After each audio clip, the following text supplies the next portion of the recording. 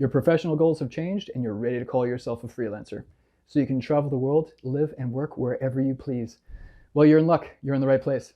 My name is Andrew, and welcome to Digital Nomad Journey, where we support digital nomads and remote workers seeking the laptop lifestyle and being location independent. Right now, I interview Christina Voll, a total pro who's been doing this for the past 6 years and is going to share with us how she's able to work and live remotely as a freelancer and how she's teaching other people to do the same. Check it out. Right on, Christina. Thank you so much for joining us today. Christina helps aspiring freelancers and business owners change their lives with remote work. For the past 6 years, she has worked as a freelance digital marketing consultant and helped over 25 brands, from software as a service companies to e-commerce. She helps them grow their online presence through content marketing and growth strategy. During this time, she also traveled extensively and experienced how to achieve remote work success living as a digital nomad. After years of working remotely as a freelancer, she chased a more purposeful route and took the leap to help others pursue their freelancing careers and be able to live a location-independent life. She does this by offering one-on-one coaching on how to become a successful freelancer. During her first year of coaching, she discovered that there were many change seekers with different needs. Some who wanted to become an expat, a digital nomad, a remote worker, a freelancer, or an online business owner. This year, she solved this problem by founding Rise Remotely, an e-learning platform with tools and resources to help aid people on their journey to remote work success. Thank you so much, Christina, for joining us today on Digital Nomad Journey. I really appreciate that term you threw in there, change seekers. I like that. I like that a lot. I can't thank you enough for giving your time to us today. No problem. Thank you so much for having me. Fantastic. Yeah, I'm really actually looking forward to this conversation because it's clear that you and I are cut from the same cloth. I'm stoked to connect with you and make sure that we spread the very best content to people considering a lifestyle change to being a digital nomad or location independent person. I'm obsessed with interviewing the very best professionals on this YouTube channel and sharing the very best content possible. So why don't we why don't we just jump into the deep end here, so to speak, and give some people some context for people that are not already familiar with you. Why don't you take us back to the very beginning and let us know how you first started out? Sure. So I've been a digital nomad, a digital marketing consultant now for the past 6 years. And I first started out, I actually started traveling before I started working online. And during a trip to Mexico with some friends, I was with them, and they actually worked online. One was a remote worker for an ad agency, another one a digital content creator, and another one a health coach. So this was 7 years ago, before digital nomadism was really big. So I saw their lifestyle and I thought it was amazing. And I didn't want to continue my studies and end up in an office. So I thought there must be another way. And there is always. I filled in an application through a Facebook ad, actually, and I ended up scoring an interview with a product development company as a social media and growth manager. And I actually had no experience, but I did really well on the interview. I actually made the founder laugh so hard on the phone. He hired me on the spot, which was really great. I don't remember now what joke I told, but we just had a really good vibe. And I was really transparent about my experience. I told him, I don't have any experience in social media, but I'm a millennial with a phone and I know Instagram. So that worked. And from there, I just kind of snowballed and got more clients, dipped my toes into different areas of digital marketing, and built my brand from there.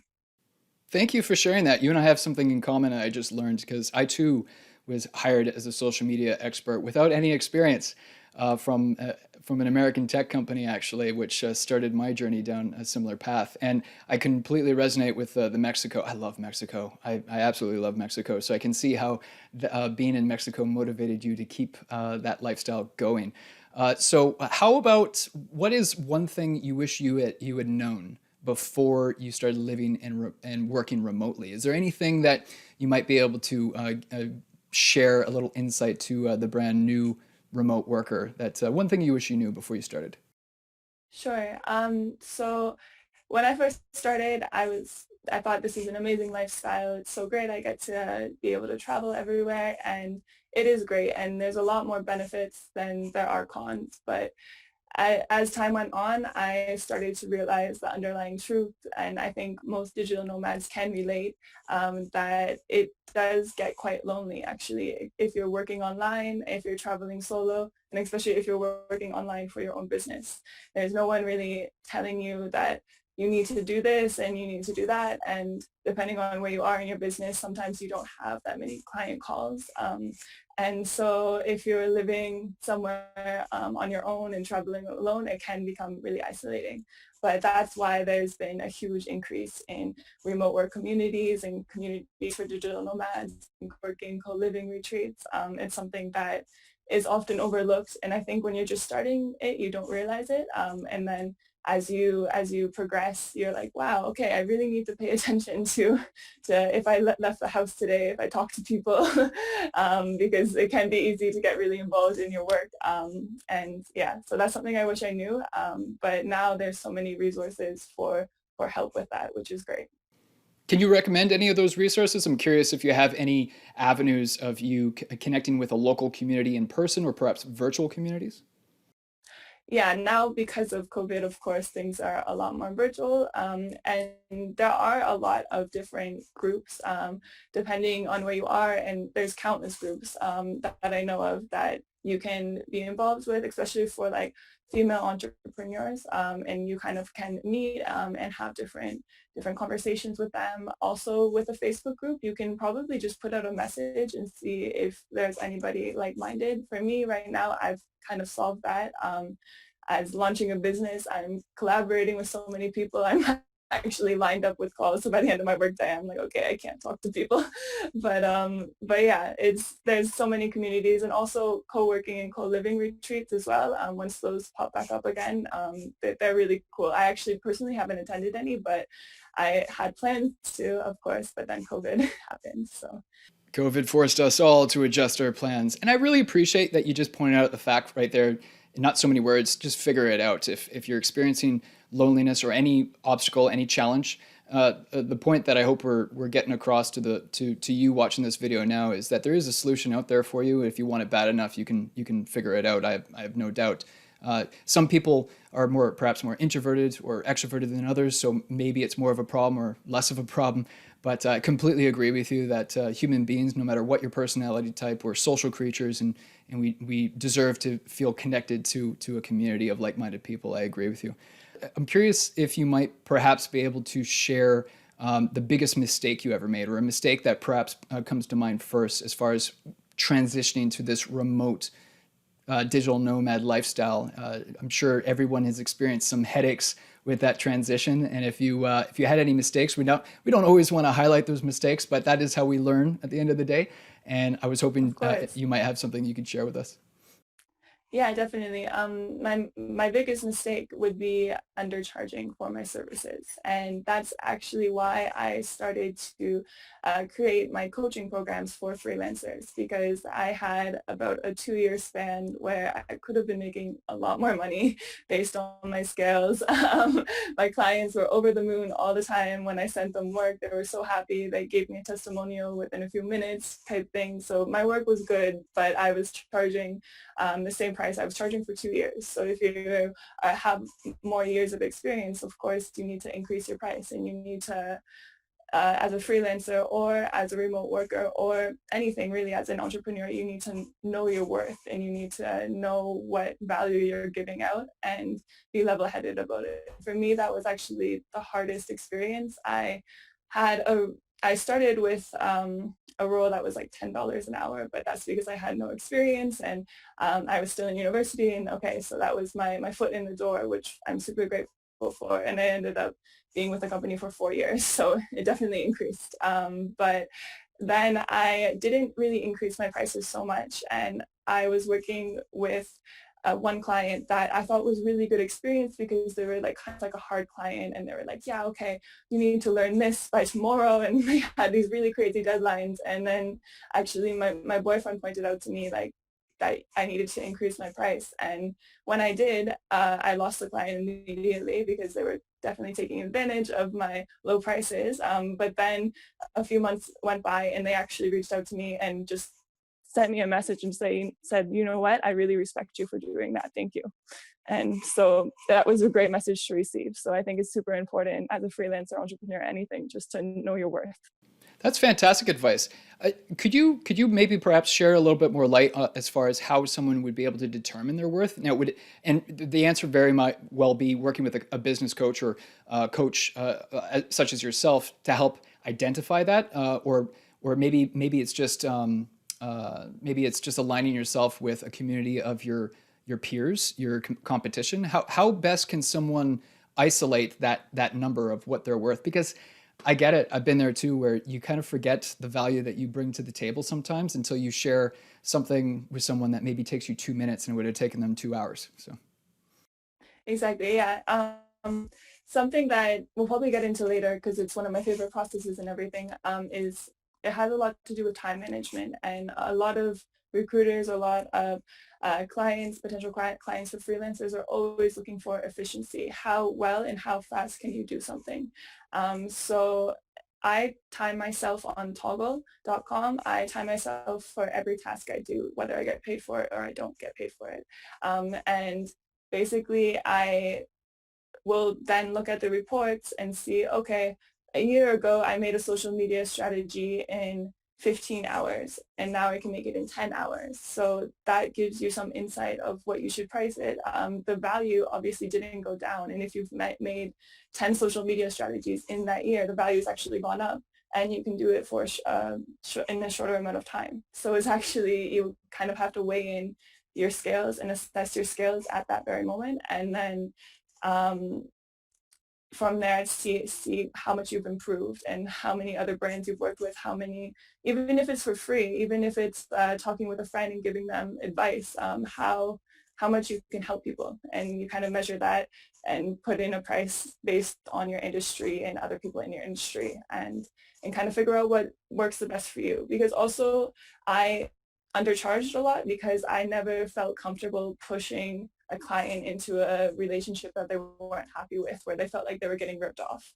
And I've also been on the other side. My boyfriend was hiring many freelancers, and they charged so much money for just a pretty document with no value and just no execution strategies, nothing. And so if you have something that you know that the client is going to find of value, and you could show it to a friend or a family and be like, would this help you? And if they say yes, then that gives you your worth. And if you are getting client testimonials, if all of your clients will give you a testimonial, that's great evidence that you can definitely feel comfortable charging a good price for it as well.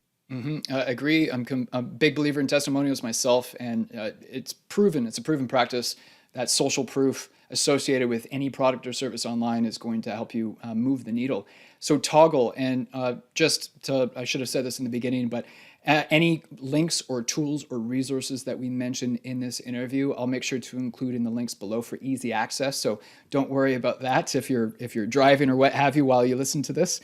And perhaps you've already mentioned it, but this actually perfectly leads on to my next question. I was curious if you have a favorite tool. Do you have a favorite tool that you use to help you manage your remote working lifestyle?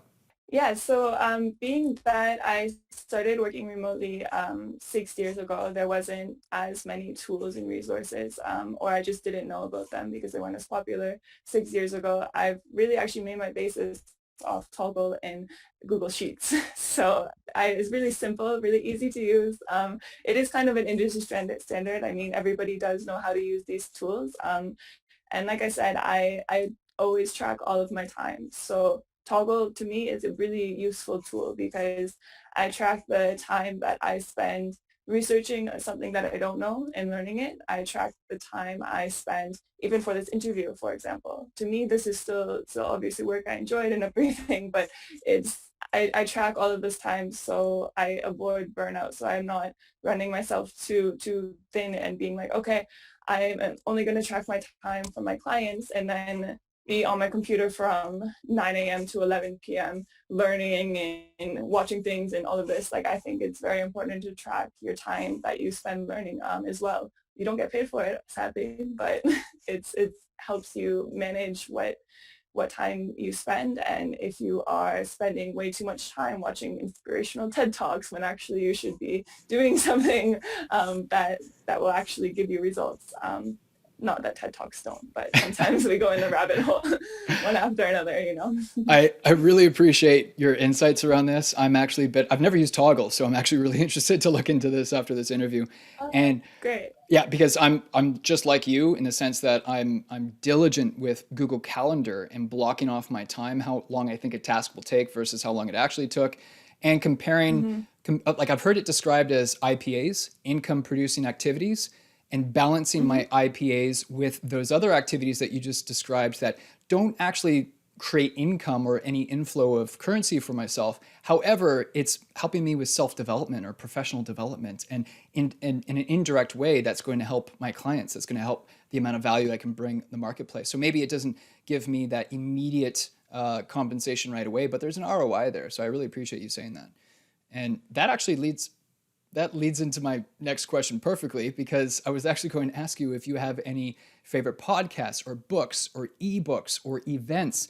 Perhaps now it's more virtual events than in-person events, but I'm a bit of a self-development nut, and I'm always listening to something or reading something. So I like to ask people if they have a favorite book or favorite resource that they turn to when they have that, maybe that time in transit, public transit, you just want to listen to a podcast or listen to an audiobook and learn something. Do you have any favorites that you can share with us? Something I love to use, and I always recommend it, is the Google Chrome plugin called Zest. And it basically, instead of having Google on your home screen when you open a new tab, it's curated resources. It's curated marketing articles or marketing related / business related, digital marketing related, more or less. And so every time I go to a new tab, I will see a title that catches my eye. Maybe it's something that I'm actually working on in that moment, and then I click on the article, and I have the information readily available for me. If it's not in tune with what I'm doing at that moment, then I see a really interesting article title, then I just save it in an Excel sheet for later. And also it helps me to read other people's insights and learn from other people for when I'm recommending things for my freelancing clients or for coaching or anything like that. It's always, I love it as well when somebody passes me a great article, and I could do the same then because I have this whole list of articles. So that's a really great tool I love using. Thank you. I'm gonna have to look into that one too. You're making my list grow as we speak, because time is money at the end of the day, and I've been guilty of exactly what you're describing, of going down the rabbit hole, watching too many TED Talks, and that's why I Mm-hmm. calendarize everything now too, perhaps. So it'd be good to have a tool that it streamlines the amount of content that I'm actually going to find useful, right? So thank you for sharing that. And then following up on that question, I know you have a very special launch around the corner. Yeah, definitely. So Rise Remotely is a platform with online courses, ebooks, one-on-one coaching sessions, live sessions, and it helps you achieve remote work success. And we do this through a variety of different hyper-specific content to help people maintain a location independent lifestyle and work better remotely. Right now, we are really growing. I'm onboarding a lot of people as instructors and collaborators to be able to teach really specific courses. So we're going to have courses for basically any type of freelancer that you want to be. There's going to be a course how to become a social media manager, how to become a virtual assistant. So really hyper specific courses for that. Or there's also courses, for example, myself and another coach on the platform, Pascal, we're working together to combine a course. It's a 6-week course on how to take your freelancing or entrepreneurial business kind of on the road and how to be location independent with it. So it is a variety of ebooks, online courses, all of this to be able to help people. And I decided that I wanted to start it because I found there was a really big problem with Udemy. There was no filtering on the courses. You would get a course and it would be such general information, or maybe it would be good, but you would never end up completing it because there was no interaction with your instructor or anything like this. Hopefully Rise Remotely will solve this need, and we are planning to launch in September. So it's really exciting. Fantastic. I can't wait to get that launch link from you so I can add it to the YouTube video below here. And Definitely. I appreciate what you're trying to achieve here. Again, you and I are certainly cut from the same cloth here, and I'm a big believer in education. And yes, there's a lot of free content out there on YouTube. I know people are learning how to code on YouTube. However, the information isn't the problem. It's that consistency. It's learning what you need to know when.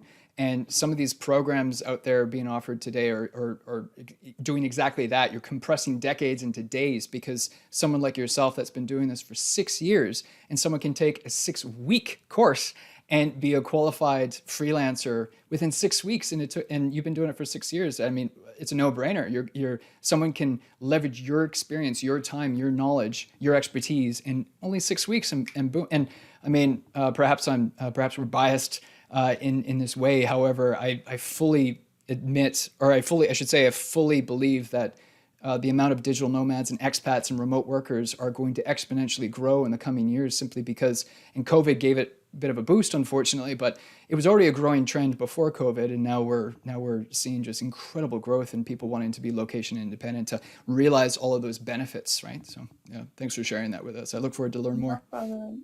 Yeah, it's exciting. So I'm curious if you might be able to share with us what you were feeling after you achieved that initial success when you were when you realized your dream and you started traveling the world working as a remote professional. What were you feeling at the time? What inspired you to keep going? Because sometimes people, when they test the waters in the beginning, they get a little cold feet, or they convince themselves that they're not cut out for this. What made you keep going? Mhm. Yeah, so I can definitely understand how people can have setbacks. I had setbacks as well, and what kept me going was I developed my passion for travel before I started working online. So I started traveling alone, and I studied global management and marketing in school. And to be able to study global management and know all of these different cultural norms and how people behave in different cultures, I just wanted to not learn it in a classroom. I wanted to go and see it. So for me, understanding people and also knowing marketing and the psychology of how people make decisions, how people work more or less, I wanted to understand people as much as I could. So that to me meant traveling all over. And I did have these crazy travel times where I would, be in Europe and like travel different countries every few days through train and bus. And to me, when I first started, that was keeping me going because it was amazing to be able to. I also did an exchange in Lisbon, and I was on an exchange and working remotely. So it was like it kind of like hacked the system this way. And at the beginning, that was something that made me really motivated, and I wanted to travel. And I still obviously love traveling, and I still obviously want to travel. But for me now, it's more about helping people get that freedom and that experience that I had, because I felt so on top of the world. I was like 22. I was like, yeah, I'm a digital nomad traveling all over, and it felt really good. So I want people to feel that because it's definitely a different way of life, and it's something that is becoming more and more possible for a lot of people, which is great. Thanks to the advancements in technology. I really appreciate you sharing that aspect as well, because I was motivated to become a digital nomad to capture that sense of freedom and control. Because I was at a low point in my life, and I felt like I needed to recapture that sense of control, that I am my own person, I am my own man, and I can book a flight and go wherever I want. And becoming a digital nomad was able to provide that for me. And I think mistakenly, and I can't blame people for feeling this way just because of how we're raised. Many of us are raised, but a lot of people just naturally assume that, oh, I can't travel, I can't do this. I'm gonna have to wait until I retire, 20, 30, 40 years from now. And here we are saying, no, you don't have to wait till you have to retire. You can travel right now. Now, I admit right now it's a little bit more complicated. I recently flew from Scotland back to Canada, and things have changed right now. But I think we're all anticipating that travel will come back. It might look differently, but travel will eventually make a comeback. And my prediction is that when it does come back, it's going to be deemed more valuable. People are going to appreciate traveling to Lisbon or wherever else, because they're going to recognize that this is something to value. This is something to really fully be grateful for and appreciate, because not too long ago, not being able to travel was taken away from us. Yes, I also think slow travel is going to become more popular, and After years of doing more or less fast travel, I would go somewhere in Europe. It's so easy because everything's so close. But I would go somewhere for a month or two and then go to the next destination, mainly also because of visas. But now it's much more attractive to me to actually go somewhere for 6 months and get to know some locals there and actually understand what it's like to live there a little bit. And I think that's going to be more valuable for people. It's going to be the way that travel maybe naturally unfolds, and it's better for the environment also, and it's better just for your own self too. You can understand what it is like to be in a different culture. And that's, I think, why a lot of people do travel, hopefully, to understand other cultures. So yeah, I hope that's the way it's going. I completely agree with you. We didn't even talk about this in the green room before this. However, I agree with you. I think slow travel, and I've never heard it described like that before, but I think I'm going to steal that from you. I agree because I mean, I spent 2 months in the Canary Islands in Spain last summer, and it was only because I got to have a lengthy period of time in there. I was really able to absorb the culture and meet people and actually experience what it was like to live there and the food and it was incredible. But if you go somewhere for a week or two, you're not gonna feel that. You're not gonna feel that energy. So. Exactly. Exactly. Yeah. And on that note, because you've been doing this longer than me, have you ever received any pushback from loved ones? Sometimes loved ones, when they hear about this lifestyle, they get concerned and worried, and they envision the worst that could possibly happen. How did you deal with that? There was, I think, two instances where I would say that were kind of negative feedback from it. One, that it took my dad about 3 years to understand that I can get paid for posting photos on Instagram as a social media manager, because he just didn't really understand. And also, I was traveling all over and like making money, and he wanted to actually see that I was making money and not just saying, I have this one client, they're paying me $10 an hour. So it took him a little bit of a time to come around, but after he did, he's been super supportive and super happy for me. So that's really great. And also another instance that I had was with my friends. Maybe not my closest friends, because we've had open conversations about it and honest conversations, and I told them, my lifestyle is very different, but I still want to be in your life, and we kind of overcame any jealousies that there may be. But also when I first started, there was also a little bit of because digital nomadism was not so big. And so I was telling people my lifestyle, and they're like, oh, wow, you're so lucky. You're so lucky. And it's kind of awkward. You're like, yeah, I am lucky. So what are you doing? And so like, it's kind of like a weird segue. And I had to practice and experience a little bit of like uncomfortable situations to be able to deal with that. How everyone's saying, oh, like, your life is amazing, but I gently reminded them that I do still have a regular job. I am still working a lot, and now it's more out in the open that there are also negative side effects that come with being a digital nomad as well. Like we said, the loneliness and being isolated and everything. So yeah, those were two setbacks that kind of made me readjust how I was with a lot of like explaining what I did to people and everything as well. But with time, obviously, I overcome them, which is great. So. Yeah, thanks for sharing that. What I like to tell people is becoming a digital nomad is not going to solve all your problems. You're not going to just achieve this new sense of euphoria that you've never experienced before. It's an amazing there's an amazing world of benefits that come along with this lifestyle. However, you're just trading in one set of obstacles for a different set of obstacles, and I think all have to remind ourselves that everyone has different limiting beliefs. And if someone says to you, "Oh, your life is so amazing, you're so lucky," it's probably an indication. I'm not an expert at this, but it's probably an indication that they've convinced themselves that they can never do this. And the difference between them and people like you and I is that we just figured it out. We made it a goal, and we made it a priority, and we made it happen. And I truly believe anyone that really wants to become a remote professional or location independent professional, they can make that happen. So if you're enjoying this interview, I want to remind you to smash that like button below and subscribe to the channel for more content like this. I am obsessed with getting the very best speakers and guests on this YouTube channel, as well as sharing the top contents that I've been able to use personally myself and leverage and benefit from by being a location independent professional. And Christina, again, once again, I thank you for giving your time to us today. Now, moving on, going back, almost circling back to the subject we were just talking about, what are some of the main challenges and obstacles that you're seeing people face right now that they have to overcome to adopt this lifestyle? Is there any trend that you've noticed that keeps coming back and haunting people, so to speak? Yeah, so there are a couple of things. Like you mentioned, limiting beliefs.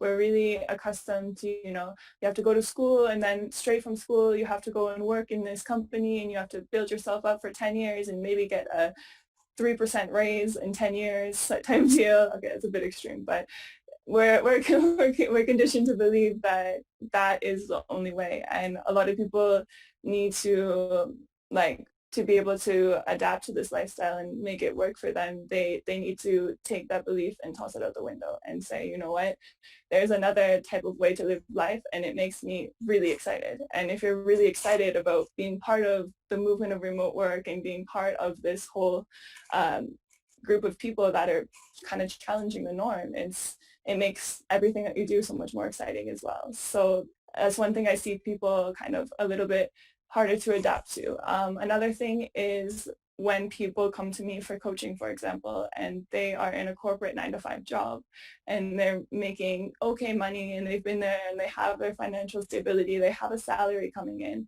and then they're like, wait, so you're telling me I have to just quit my job and like with just my laptop somehow make money?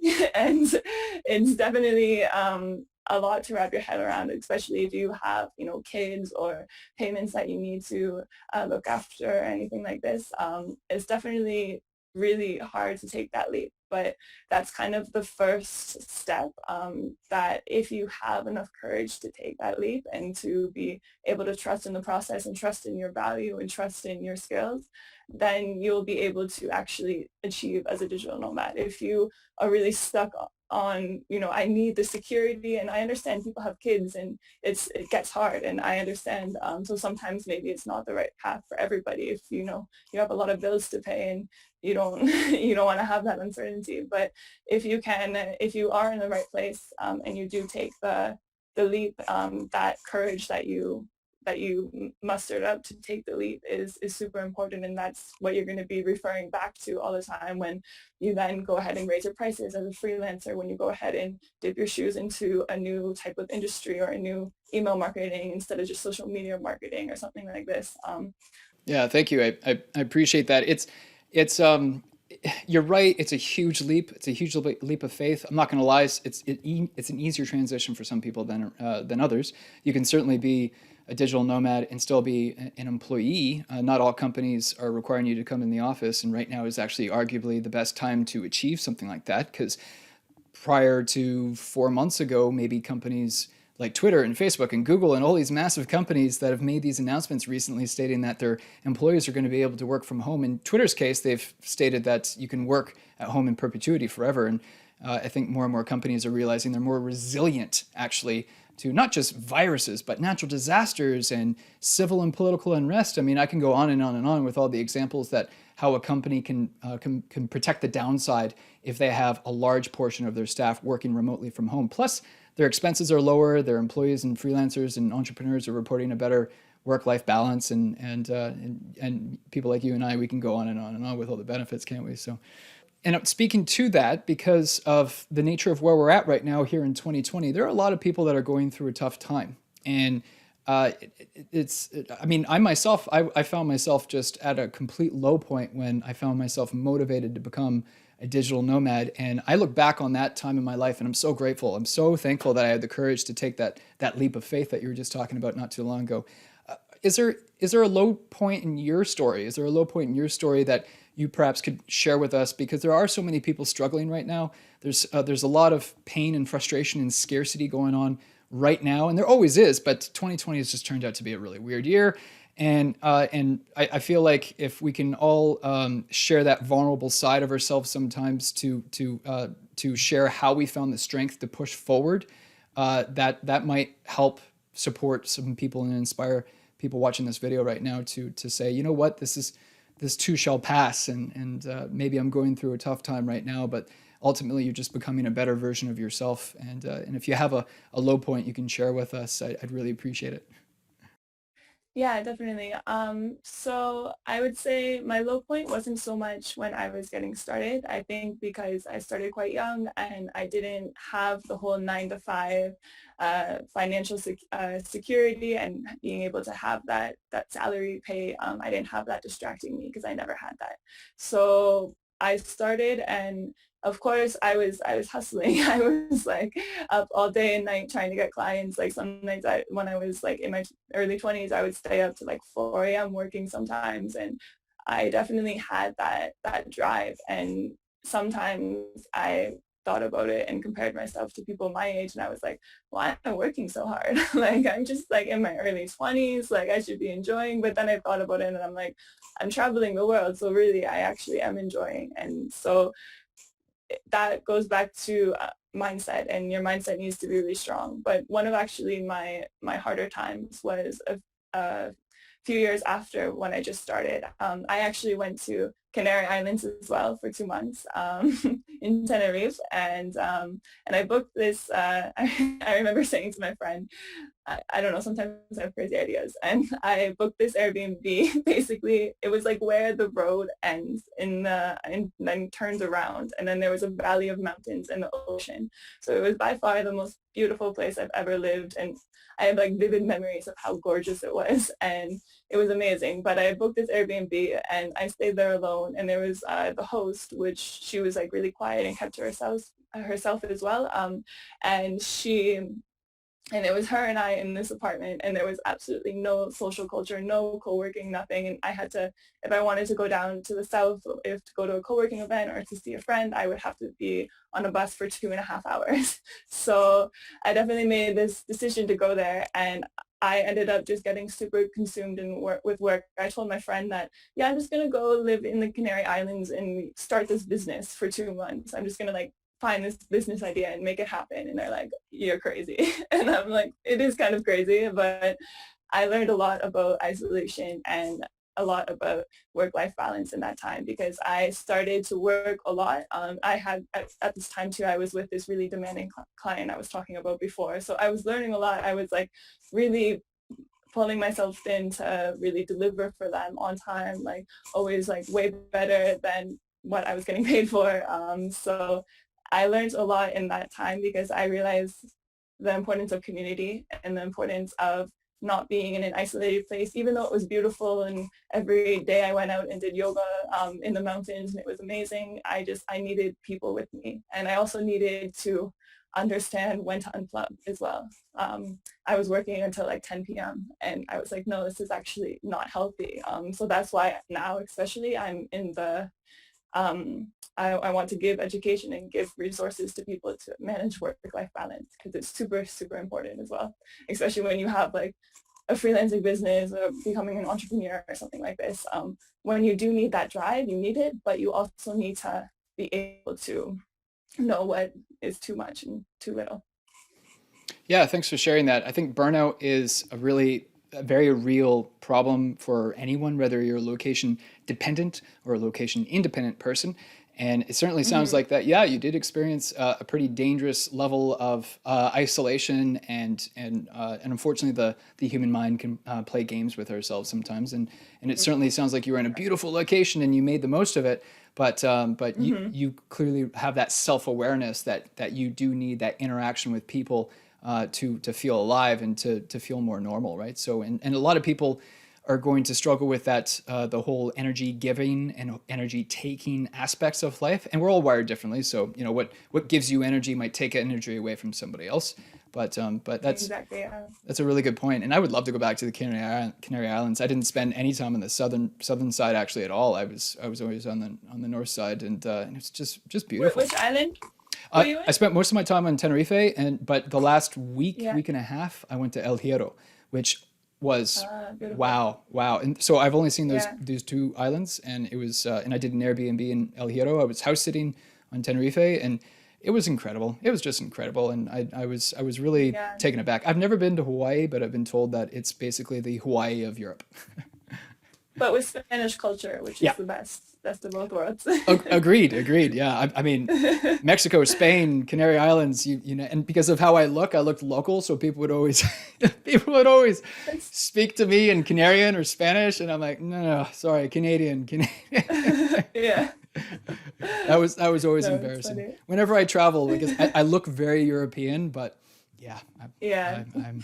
I am not. uh, where am I? I've lost my track here.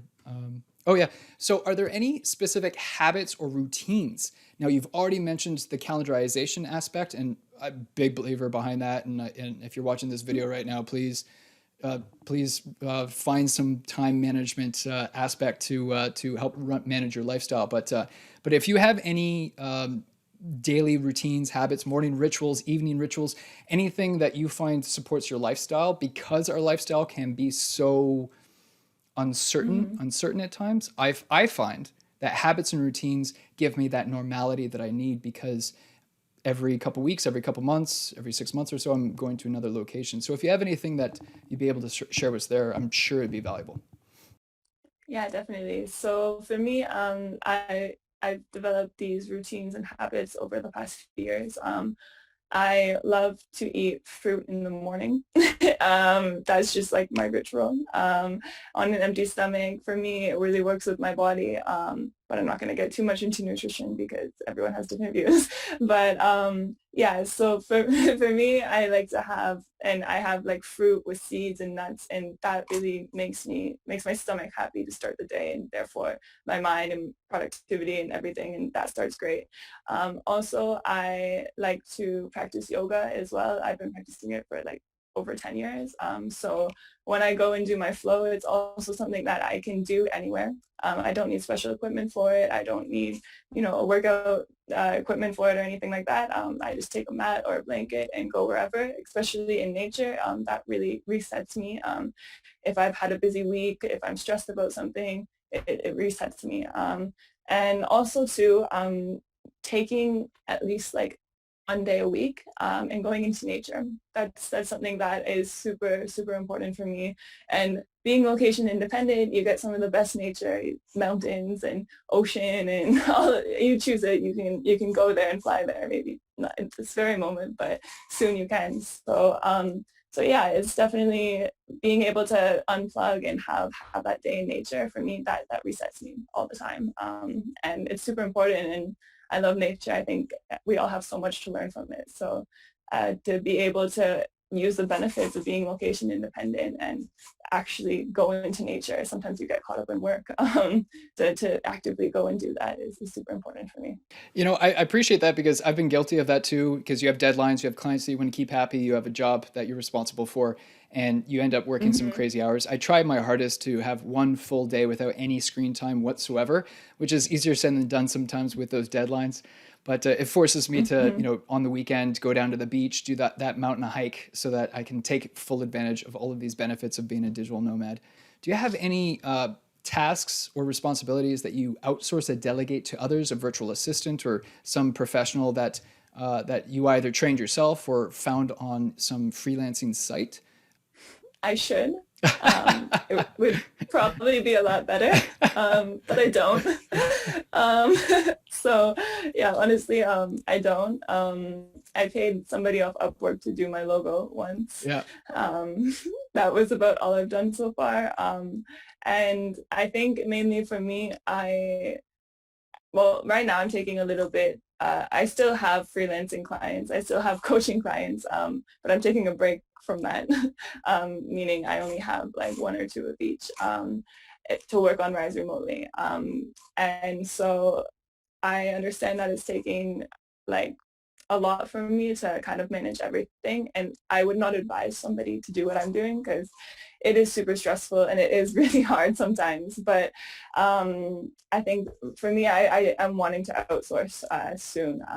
For me, Rise Remotely is completely bootstrapped. So I'm just going to wait it out a little bit until the launch and then look at what kind of sales we're having and then make that decision. but I don't think it's great to do everything yourself. I've definitely been super overwhelmed sometimes, but I do have a bit of confidence because I've done this for a while, so that at least helps me. I've managed like 7 clients in 5 university courses and learning a language at one time. That was really intense. So for me, I'm also the type of person that sometimes really likes a challenge. And if I don't have, if I'm like have a really slow workflow, it kind of screws with me. I'm like, I need more. So yeah, this I just took on personally because I really like a challenge. But yeah, it's super great to outsource too as well. On Upwork, you can find anyone. I hear you. I hear you. I've hired people on Freelancer and Upwork and a few times before, but I'm actually in the same boat as you are. To be honest with you, I don't have any regular, not anymore. I used to have a VA, and but that business's decision, or those business goals, I should say, changed. So I didn't need the VA any longer, and I'm also at that point now where I'm wondering, when am I going to outsource some of these activities that I'm doing? Because I actually did an interview with Bene, the Nomad coach, who is a career coach and a digital nomad. And when I asked her that question on this channel, her answer was, as soon as humanly possible. As soon as you can, as soon as it makes sense, as soon as you can afford it, as soon as it makes sense to outsource those activities right away so that you can scale your operations. So I've kept No, that top of mind. I would advise her advice over my advice, and don't follow my example with what I'm doing right now. Yeah. You can follow my other examples, yes, but not with outsourcing. And I'm with you. I'm with you on that too. I need to take her advice as well. We are, to be fair, in our defense, this has been a very strange year, and what I've noticed is it's harder to predict what next month or the next 3 months are going to look like. And I'm sure I'm not the only one that feels that way. So I think a lot of people are just almost in one way moving forward stronger than ever. I created this brand during COVID because I wanted to give back and help people. How has your definition of success changed over the years? How was it when you first started, when you were in your early 20s? And how does that differ from your definition of success today? So when I first started, I thought I was successful because I was still getting clients, which is a measure of success for sure.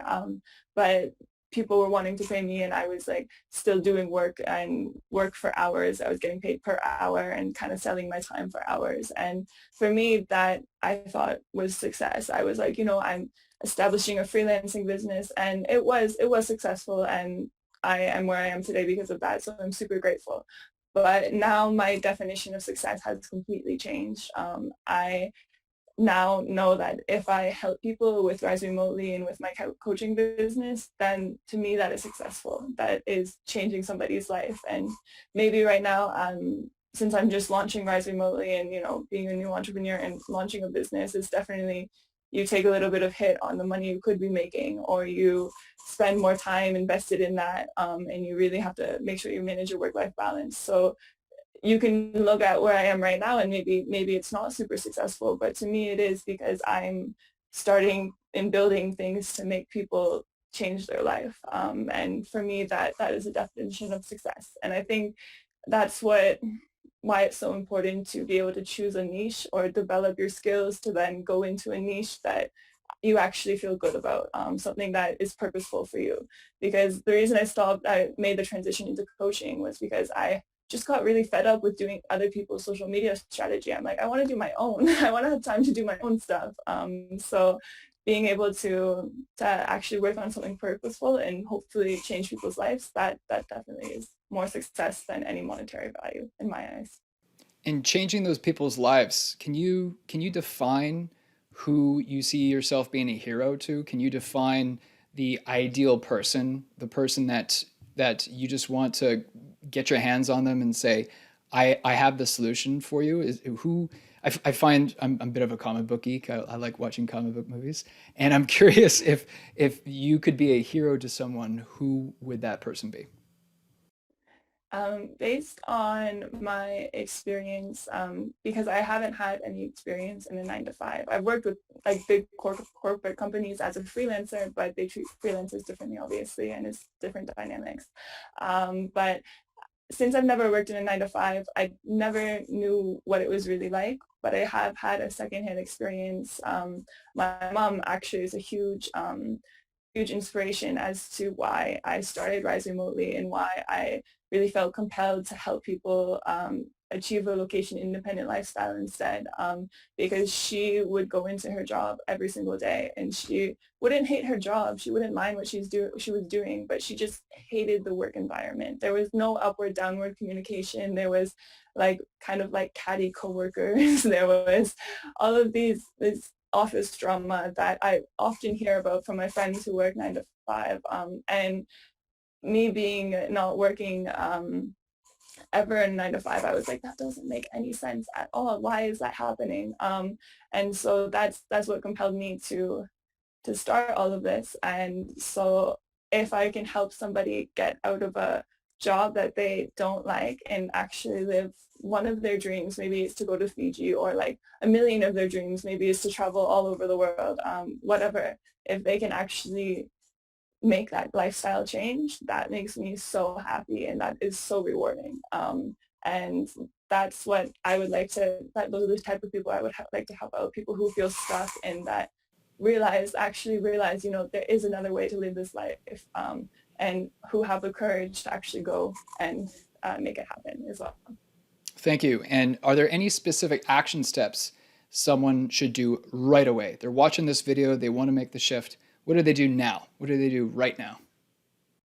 So if you don't have any experience, you can definitely start with Instagram, for example, and create a brand for yourself. Start giving value in whatever niche you want to go into, and start kind of just interacting with people and do a bunch of self-learning. Download Zest, the Google Chrome plugin, read the articles, just do a bunch of learning for yourself. Really assess what you want to do for the next 5 years, and then go and take a big sheet of white paper and write down where your goal would be in the next 3 months. And then if you need to research, that's fine, but think to yourself and research what you need to do, reverse engineering on how to get there. So if your goal is, for example, as a freelancer, to have a freelancing business with a website where clients can book directly online and get a decent amount of traffic to that in 3 months, then you need to reverse engineer and say, okay, so I need to make the website, I need to define, and then the second month I need to make my website, the first month I need to define my niche and build my skills in that niche. And then kind of just having this 3-month plan and then breaking that into 1-month plans, breaking those 1-month plans into 1-week plans and 1-week plans into 1-day plans. And that's how you get there. So to me, it's really just a process. You just write what you want and reverse engineer and then put it into daily tasks. And then you're kind of guiding yourself through each day to do the necessary steps. I think I just saw the coaching side of you. I think take a piece of paper and yeah. I think that was Coach Christina we just saw. So how can people reach you and contact you online? Where can they go to find you? And I'll make sure to include all the links below. Sure. So if you want to see my travels, you can go to my Instagram page, Christina Voll XO. I also have a Facebook page, christinavoll.com, and I share more about the business side of what I do with coaching and everything in general. And then you could also find me on LinkedIn. And for Rise Remotely, if you want to learn more about that, the website is riseremotely.com. And all of the social media channels are Rise Remotely as well. So you can find me there. Can you share with us where you are right now?